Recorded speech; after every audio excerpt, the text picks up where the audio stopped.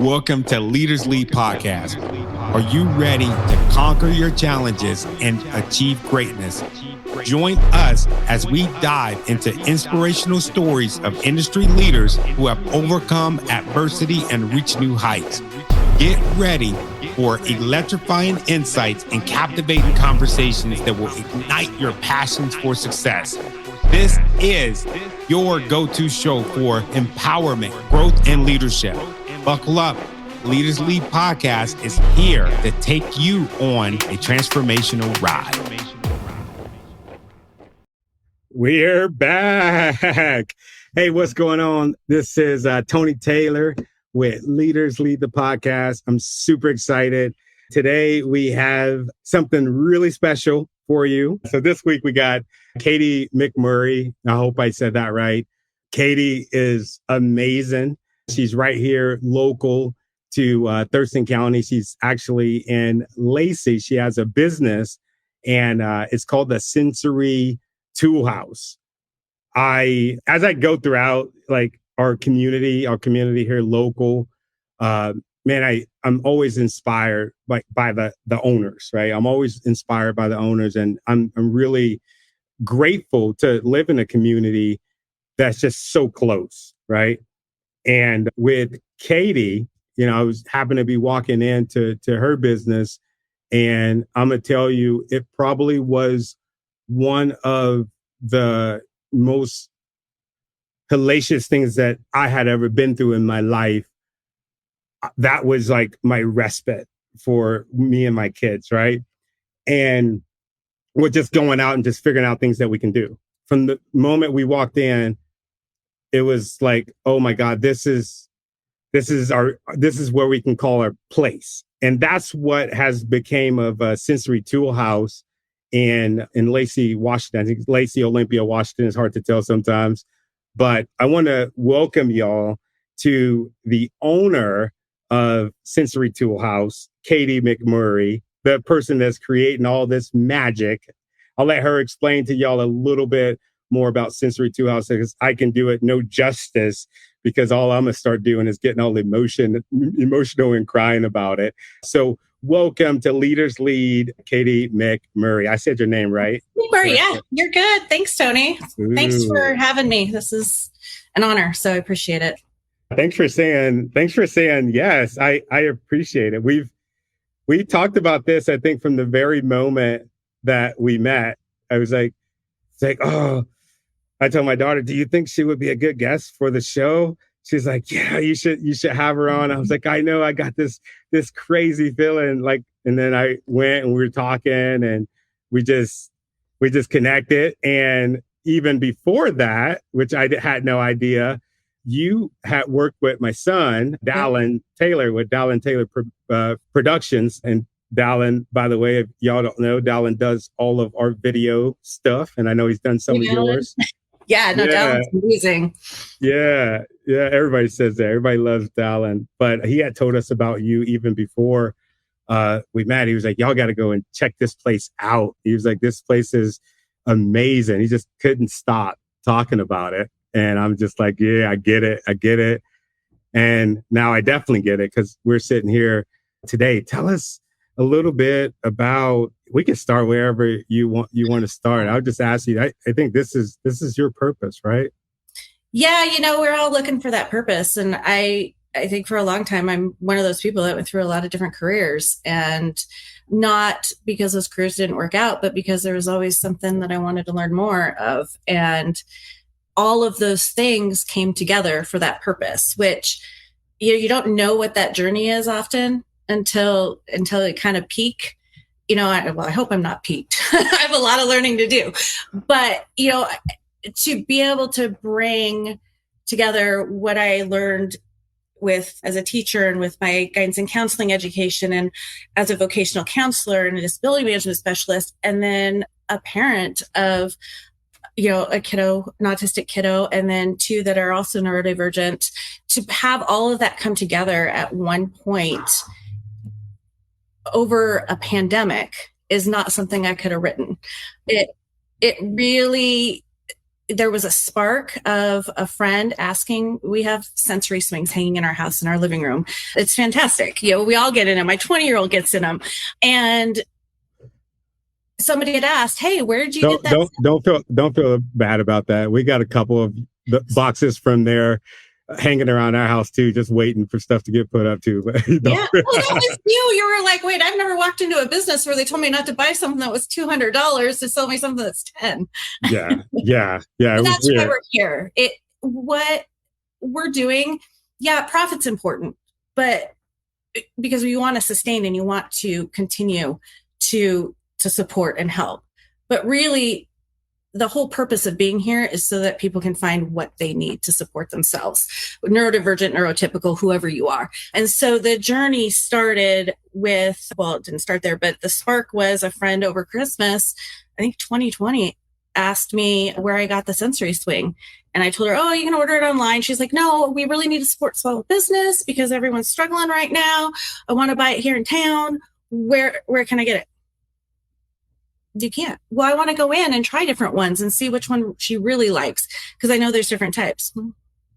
No, you can't. No. And I got off the phone with her and thought, why can't you?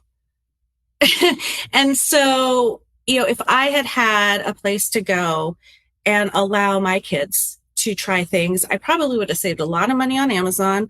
I wouldn't have had all those missed return windows, sitting in the back of my car. All the different things. Even as adults, it doesn't matter if you're a kid or adult, something comes and it smells funny or it feels funny or it's the wrong shade of red or whatever it is. It can be really hard. And I know we've moved to that, definitely shopping online, and it's been important. And it really was a lifesaver over the pandemic. But there is a point where it comes where, we are all, I guess, our sensory systems are a human condition. There's not one person that doesn't have one. And so if we can support that to help person's lives be even more incredible than they already are, I'm just honored to be able to do that. And so that's kind of how that spark happened. And so I was like, "Hey, husband, here's what I'm going to do."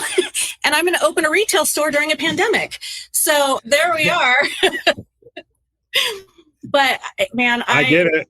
I love it. And I couldn't, I couldn't have done it without my family and the support of everybody.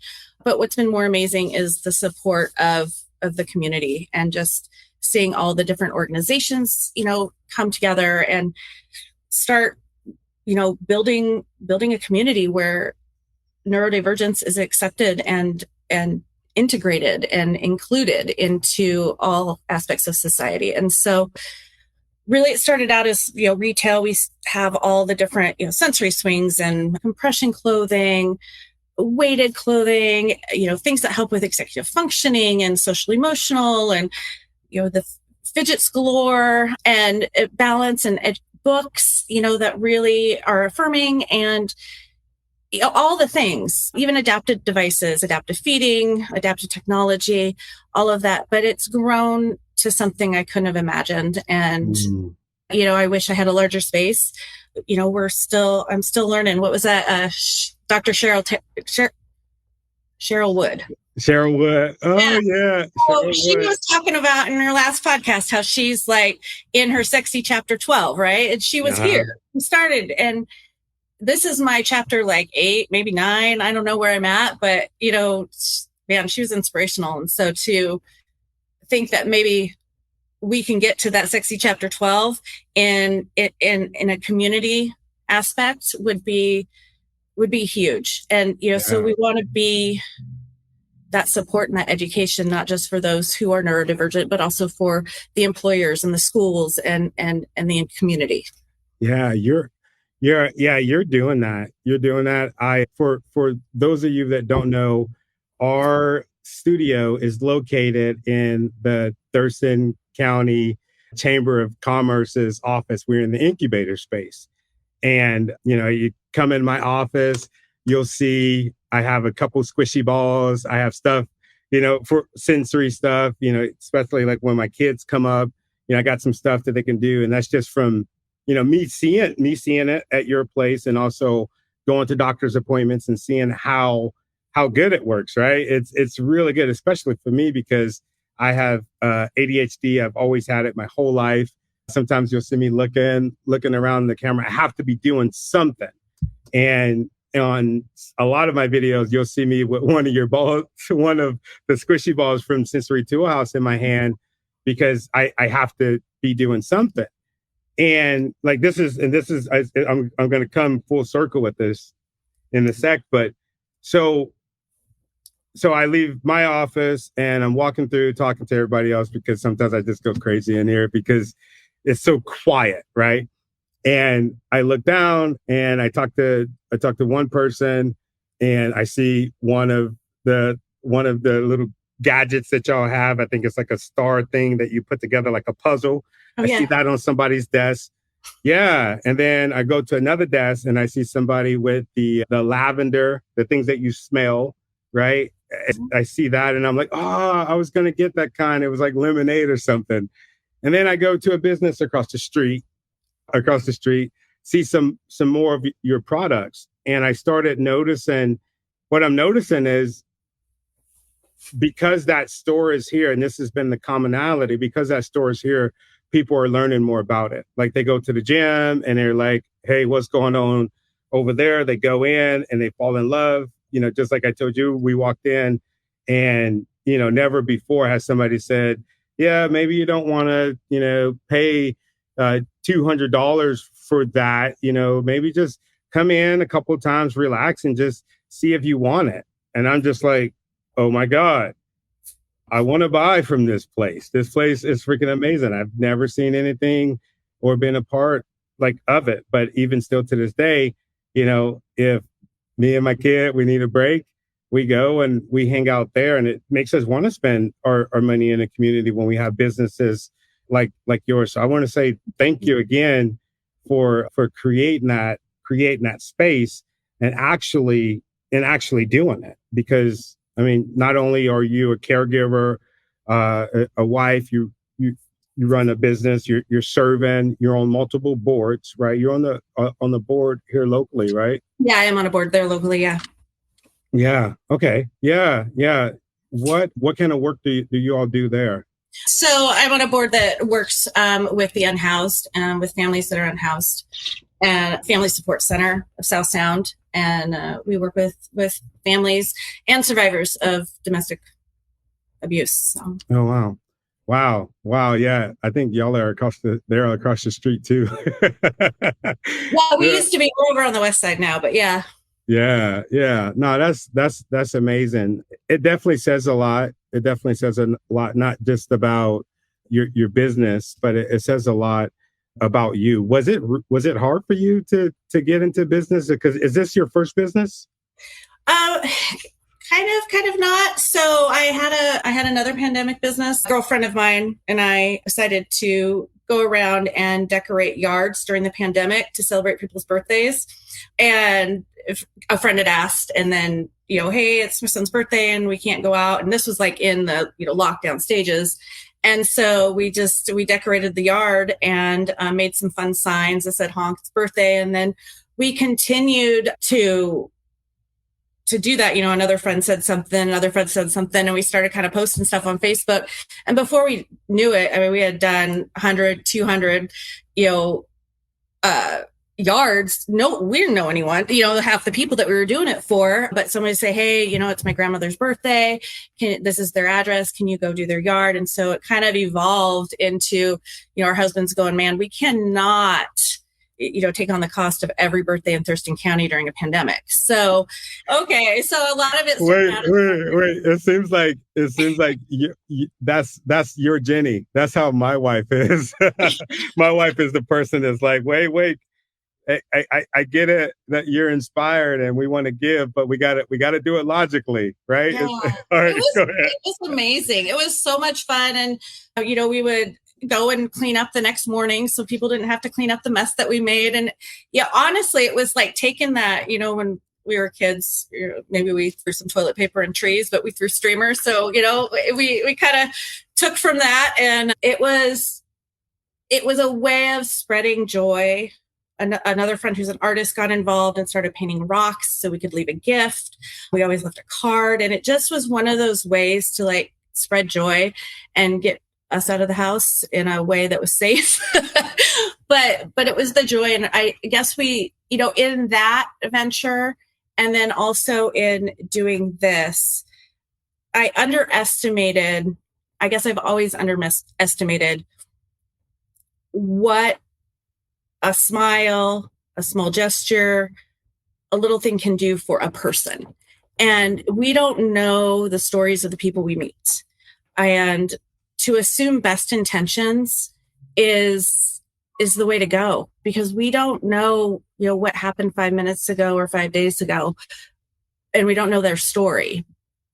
But when you can just offer a little bit of time, it does not take much. It takes a painted rock and a balloon tied to a stick sometimes. And that gesture alone was enough to keep people going through some of these times from the feedback that we got. And I think that with here, it feels to me, I had this vision of Sensory Toolhouse and thought, I want a place where people can come and try and touch and feel and experience all the things, because I felt like that was important, but I truly didn't know the value of that. And also the value of just knowing that there is a community there that you can connect to easily and listen to and learn from, and that we can learn from you, because everybody's lived experience is different. There's such a simplicity in all of that we underestimate on how much that makes a difference.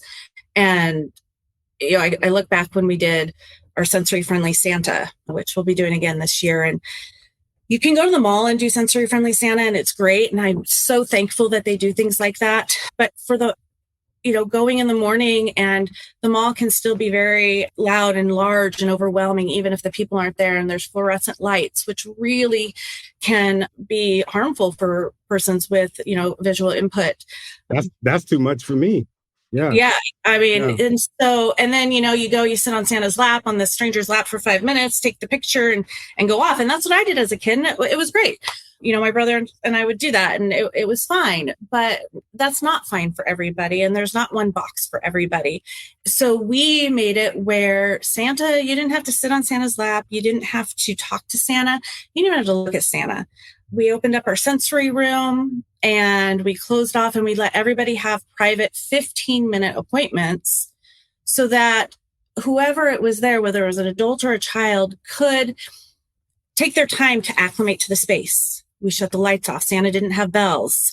We made sure that everything was very calm and inviting, and that there were things to do. And eventually, a child or an adult, whomever it was coming in to meet Santa really for the first time in their life, was playing in a sensory bin or was playing in the sensory room. And then Santa was coming over and asking, may I play with you? And so then was playing. Accent. Right. Wow. Asking, not invading, not allowing that person to direct how the experience is going to be, not forcing that experience on them. And that was our first, I think, realization that, Santa, magical, right? But there was something magical happening about the idea of giving people the space to acclimate and to be okay and not forcing it. Because by the end, everybody was sitting with Santa. By the end, everybody was happy. Kids that never would have, parents, real tears of joy of, wow, I never thought this was going to be something that we could do. And I think that's, the same as adults and in employment and all of that. If we give the space to allow ourselves as neurodivergent people and neurodiversity, we're all different. There's diversity in everything. And, and you don't see the diversity necessarily that's in our brain. You can see it through behaviors, you can see it through other things. But if we assume best intentions and ask about lived experience and honor it and give space to allow an individual to be the best that they can be and who they are, we will learn so much. There's, everything has those kind of the cultural stigmas that are out there in various aspects. And for those who are autistic, it's, somebody who's nonverbal, which nonverbal does not mean that they can't communicate. It just means that they're not speaking verbally, but there's a million other ways to communicate. Right. And sometimes in certain situations, they can't necessarily communicate, right? Especially in stressful ones, right? Stressful. My son can sometimes become, very less verbal when there's a really stressful situation or he's not regulated in his space, but it doesn't mean that he doesn't need to communicate. And so everybody finds ways to communicate. We're so used to listening to words verbally that we assume communication isn't happening, but there's a lot of communication going on. So, and there, we have, and somebody who's, maybe nonverbal, stimming in our community, and stimming is, we all stim. Like, you were talking about stimming, it's that bouncing of your leg, right? It's people, twisting their hair, and that can be stimming. But then there's the non-neurotypical, the divergent stims that maybe aren't culturally accepted as much in society, which is the flapping of the arms or sometimes hitting or verbal stims. There's a lot of different things, and they're not all bad. It's just a way of regulating. And, we look and go, oh, why are they flapping their arms? They're just regulating, just like you were, chewing on your cheek earlier. And right. So, yeah, I mean, so we have this idea of what somebody who is autistic, through media or whatever that has been shown to us, but there's not a single person that is the same. And everybody's lived experience as an autistic person is very, very different. And so I don't even know where I was going with this, but I'm on a roll. No, you are. Yeah, you are. No, I'm just no. I'm neurodivergent myself, so very ADHD, and I'll just squirrel. No, me too. Hey, I'm the same way, and that's why I have notes and stuff to kind of keep me on task. At first, I fought like note taking and list. Like I fought my wife to death on this. I'm like, that's so boring. Why would I want to have a list of stuff that I'm going to do? There's no excitement in that. And lo and behold, after dropping the ball so many times, and because my brain, it's like somebody can come in here right now and they're like, that's just really cool thing happening. I'm like, what is it? And I'm like, oh, I was live. I'm sorry, I forgot. But yeah. No, go ahead. Oh, I was saying, so all of I hire those who are neurodivergent. Maybe half of my employees are autistic. The best customer service, by the way. Thank you. Yeah. I have to say that it's been an honor learning from my staff. And, you always want to surround yourself with people that know more than you do. And they certainly know more than I do in many different areas. And, they all have their different talents and their different gifts and that they can give the world. And, we have a staff member who really doesn't do well in large crowds and has a really hard time. And so we accommodate that by making sure that person is in spaces that are conducive to their best work. And we have, persons who prefer to stay behind the counter or behind the scenes. And we have ones who, really are kind of that, soft soul that people connect to really, really quickly and listen to the needs. And it's just amazing. I have never had a problem finding employees in a time when everybody's saying, man, we can't hire anyone. And one of those reasons is because when you turn 18, things don't change. You still are who you are. And, you might have some non-typical things about you, or maybe interviewing is really hard because verbal communication is difficult. So you're not communicating at at your peak. You're nervous, you're in a different space. Maybe you need to have something to fidget with during an interview to really keep you centered. Maybe it's the fluorescent lights that are bothering you. Maybe getting on camera is really hard, or there's a sound, whatever it is or putting a tie on. I mean, I can't wear turtlenecks, and it's just a thing I can't do. And everybody has their thing. Well, it feels like I know it feels like you're swallowing it. It's swallowing you, right? Yeah. And I can't imagine, I can only imagine that ties feel that same way, and for some people. And so that was not a barrier to interview or employment with us. And if it was that you preferred to wear a long sleeve type shirt that your body is most comfortable in and you're going to perform your best in, man, do it. Because I'll tell you what, your talents, I don't want to give those up. I want those talents with me. And so I think if we as employers and as a society start honoring those pieces, we're going to open up that job pool. You look at statistics and you take anyone who's ADHD and you add in those that are autistic or have OCD and Tourette's and you name it, the job pool's full of that. So how do we tap into that and give, once you start doing that, man, your bottom line changes as a business.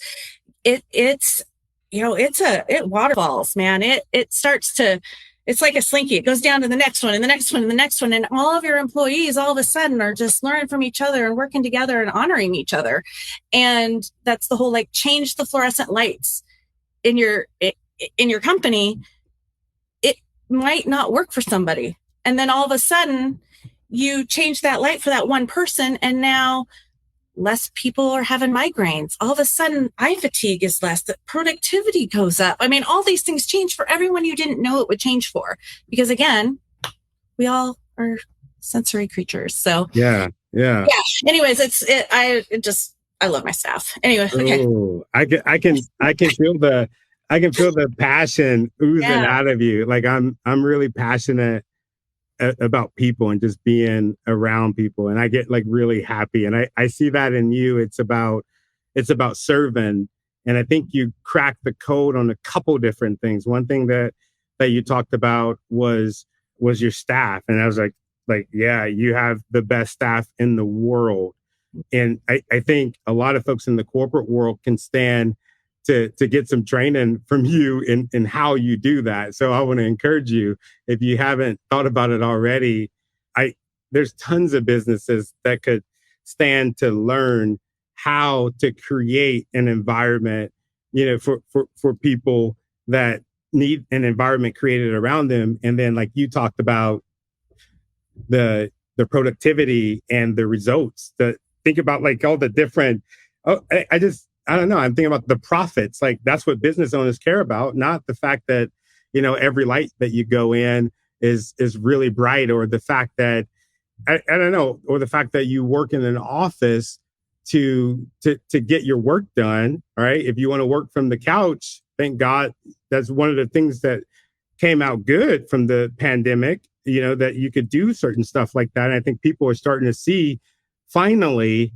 that we don't have to fit into this cookie cutter box.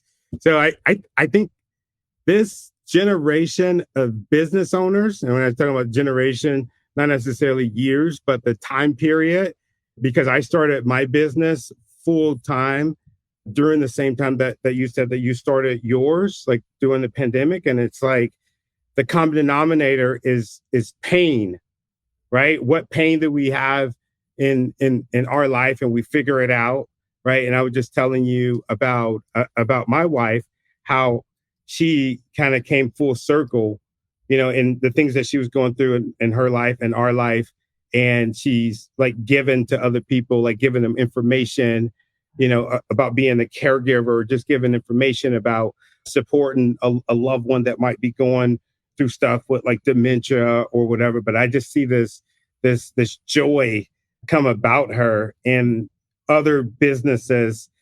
I see that in you. I see that in people that they're thriving. And that's the reason that they're thriving, is because it's something that they're passionate about. And I'm just thinking, like you're talking about like squirrel. I'm just like, oh my God, like other people, they need to see this. They need to hear this message, because you crack the code in not only happiness for yourself, but you crack the code for corporate happiness. You've cracked the code for diversity and actually creating spaces that are not only open and available and suggesting and welcoming for its customers, but its employees, which I think is like amazing. And textbook is everything that I'm learning in school right now. It's just, I don't know, my mind is blown. And there was a moment that I remembered. And when this moment happened, I'm like, I can't wait to interview Katie, because I'm certainly going to bring this up. This is something that you don't hear in businesses, right? So you were getting ready to leave. And me and my baby, we still was in there shopping, and you hit the door, and two of your employees said, "We love you." Just like that. They're like, "We love you." It was like simultaneously. And I was just like, I got to remember that. That was good. So I like started taking notes. That's why I was grabbing my book back earlier. I started taking notes, and I was just trying to figure out, like, when it comes to leadership, oh my God, I'm a nerd at it. But I would start writing stuff down in my notepad on my phone, just kind of like the environment, like what is it? Because there's something special there, and the something special is you, and that you care. Do you think I'm hitting the mark here? As I babble around, trying to hold back some tears. Oh no, I'm sorry. Yeah, you ain't got to hold them back on this show.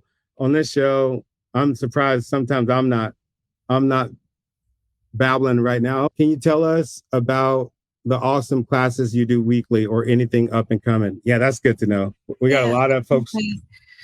I just wanted to touch on kind of that love thing. And, it seems so opposite of what we should be saying in a work environment. And no. It was a verb. It was beautiful. Thank you. Beautiful. Love is a verb. And I don't think that we honor that enough. And, there's so many different ways to show love, and you can love your employees, and your employees can love you. And, we're a team, and they make this place. It's not me. They make this place what it is. And I love all those aspects about them and who they are as individuals, through it all. And, we love through the hard times, and we love through the easy times. And they do the same for me. And, thank goodness, they understand. I don't know where my keys and my phone are half the time, and they always do. They got my back. So it really is that it's an open conversation, and as a leader, and as somebody who really wants to honor others, I think the best thing you can do is listen.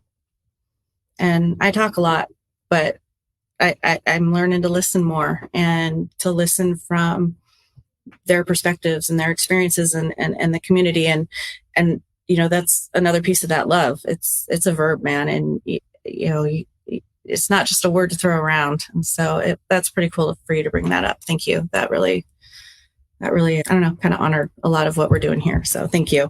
Yeah. Yeah. No, as soon as I heard it, I'm like, dope. That's awesome. Right? That is awesome. No, that is, yeah, no, definitely the environment definitely makes that place special. Definitely makes it special. And as you were naming out all the different personalities and the traits of the people that work in your organization, I'm thinking, oh, I know who she's talking about. I know exactly who she's talking about. And like, oh yeah, she's right. He does create that space. I'm just trying to think about a way we could just bottle all of that up, right? And sprinkle across not only Thurston County, but across the world. I think your message, I think everybody needs to hear it. They need to employ it. You're definitely doing the work, and you have and always will have the support of me and my family, the support of the podcast. You let us know what it is that you need, and we'll make sure it happen. If we got it, you got it. I was gonna ask you, what else? We were talking before, and I'm like, oh man, we got to bring that up. We got to make sure we talk about that. What else do you have on your heart? I got a bunch on mine. I can talk all day, but today's about you. What else you got on your heart? I don't know. There's so many things. I think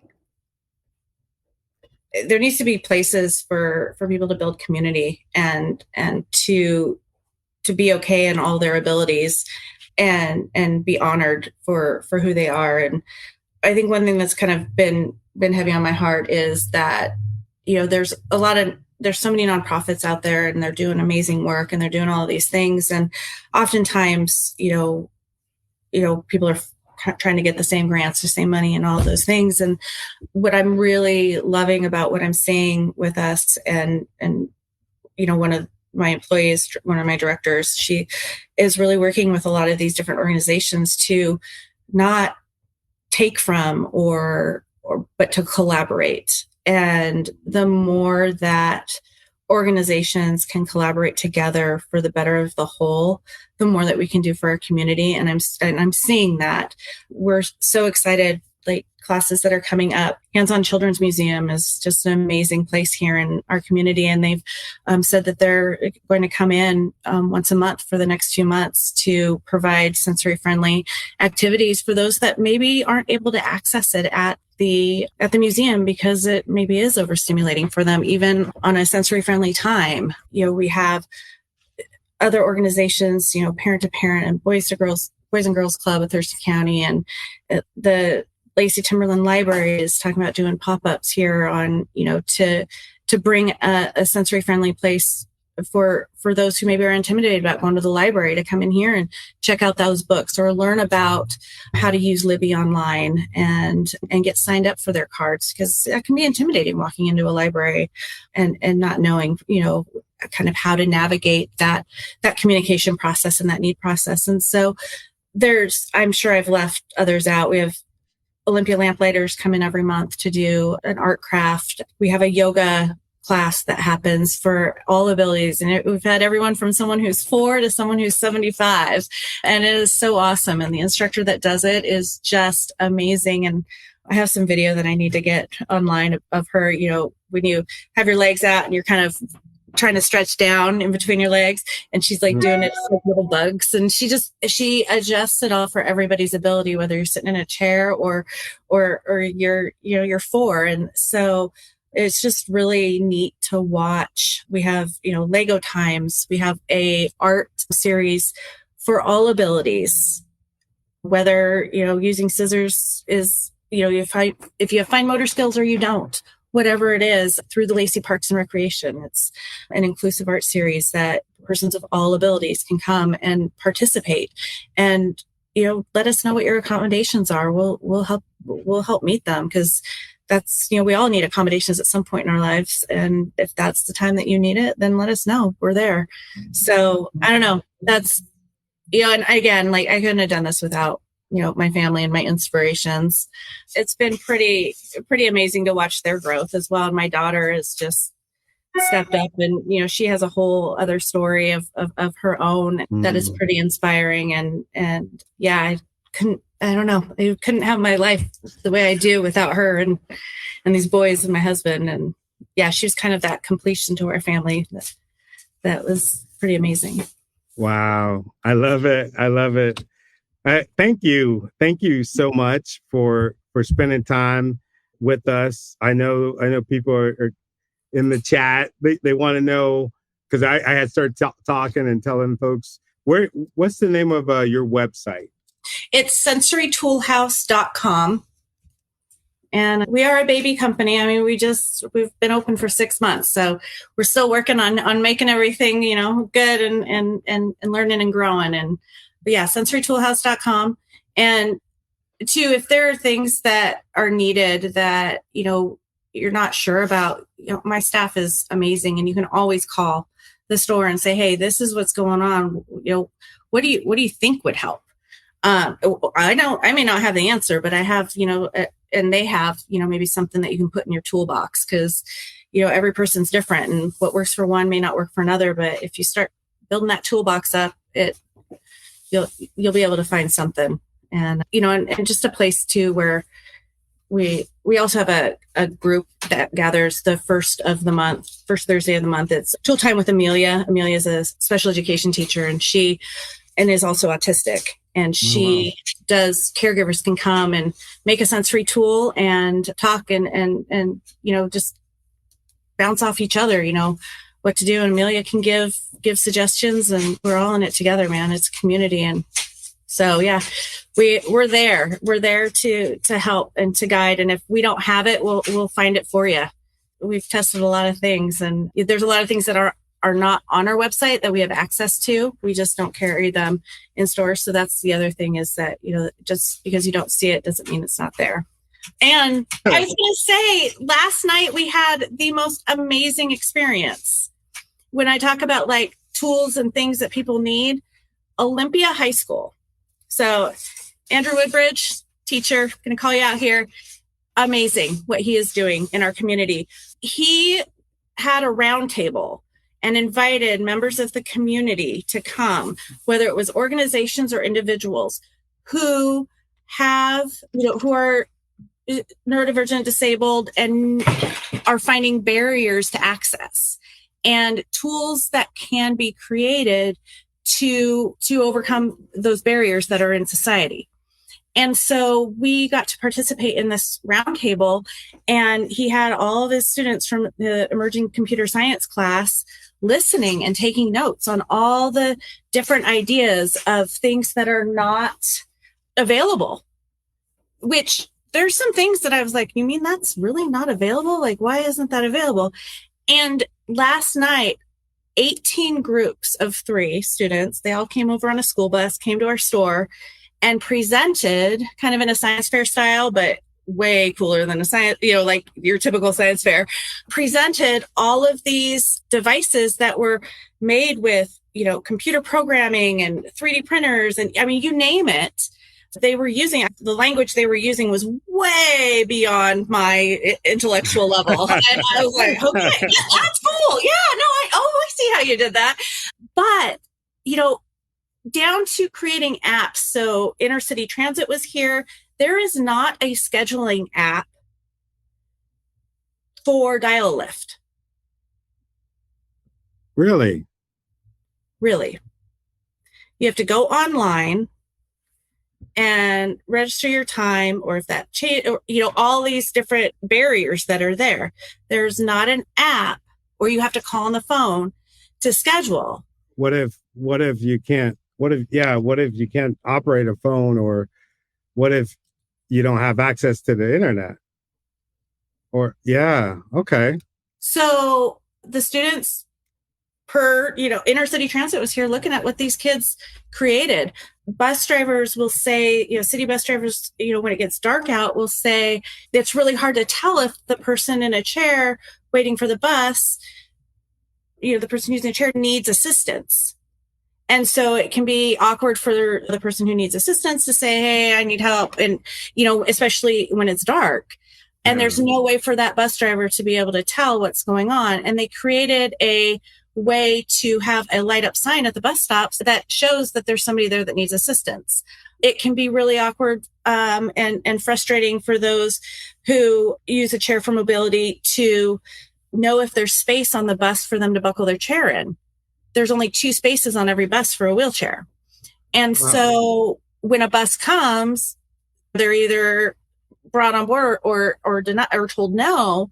And so the students came up with a way, when the seatbelt buckles, it lights up red, showing that one seat is taken on the outside of the bus. And then when the second seatbelt, it's red. And if they're open, they're green.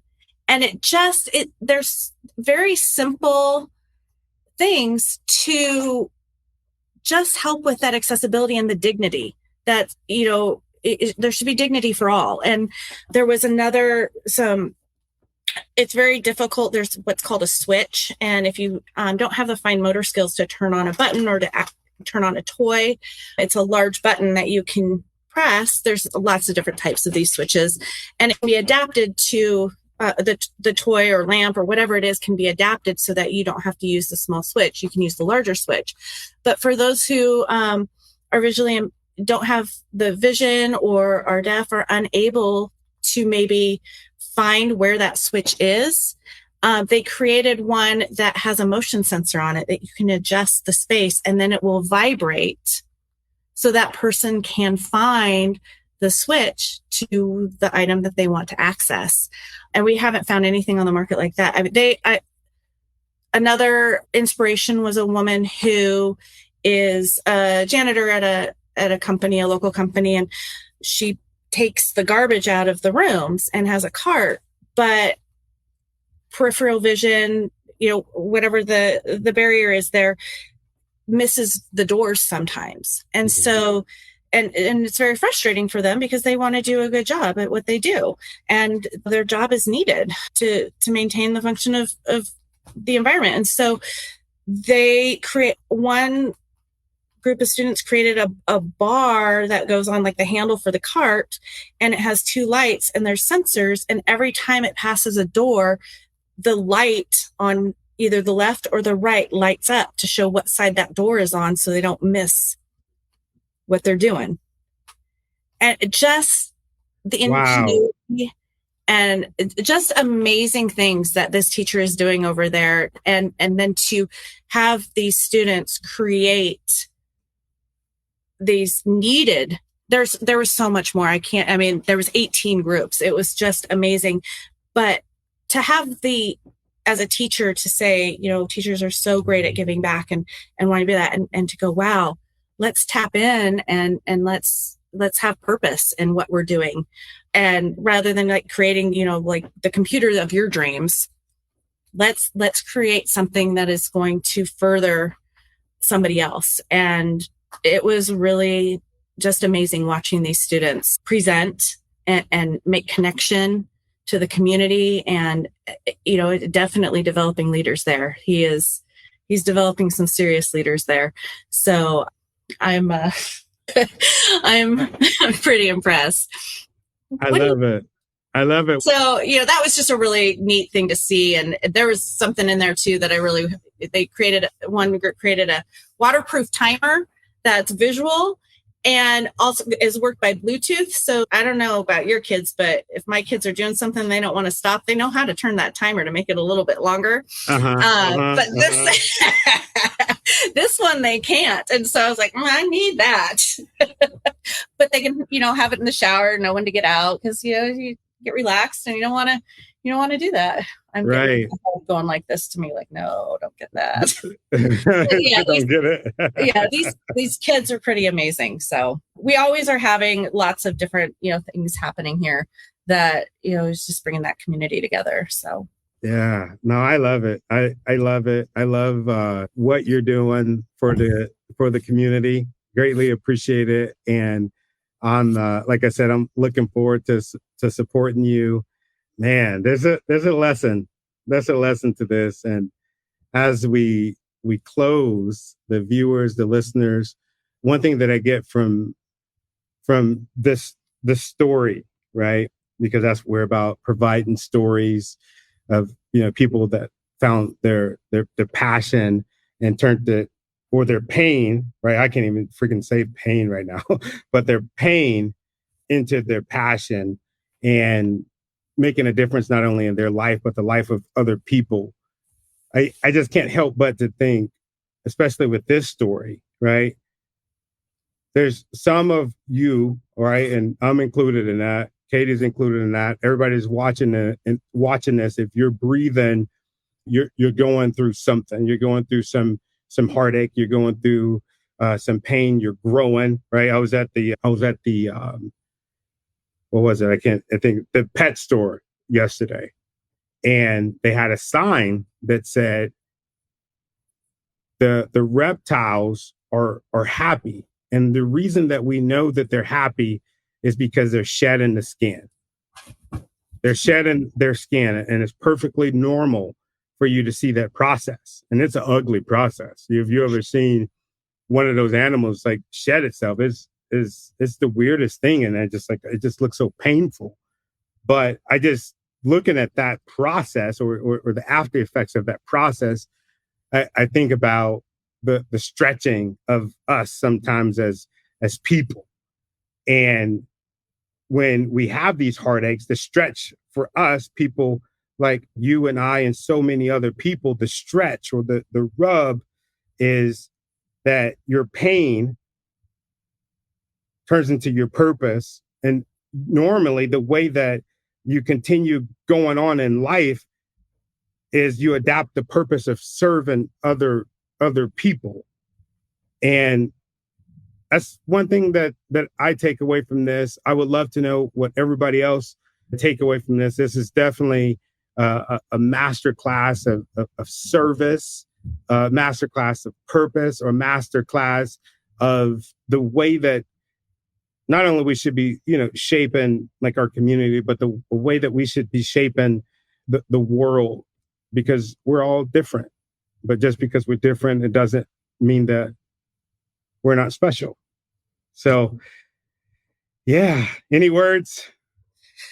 No, just thank you. I have to say the people that you have come on, and everyone needs to be listening to the people that you've been talking to, because they all have pretty amazing stories and inspiration. And it wasn't easy for anybody.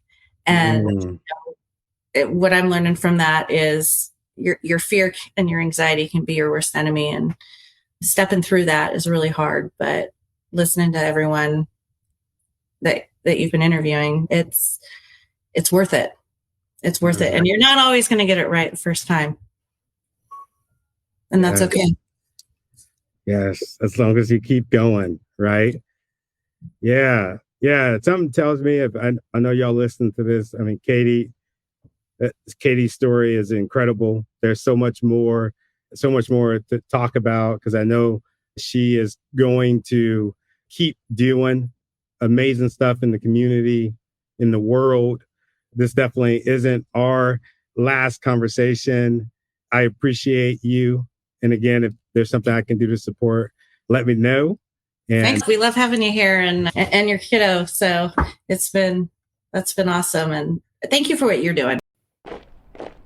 Thank you for allowing me to travel with you on your journey. I want to say thank you for the things that you're doing, the things that you've done, and the things that you're gonna do, because I know that you're gonna do something truly amazing. Remember, I'm here to stand by you as you chase your dreams, lead with greatness, and continue to make a difference.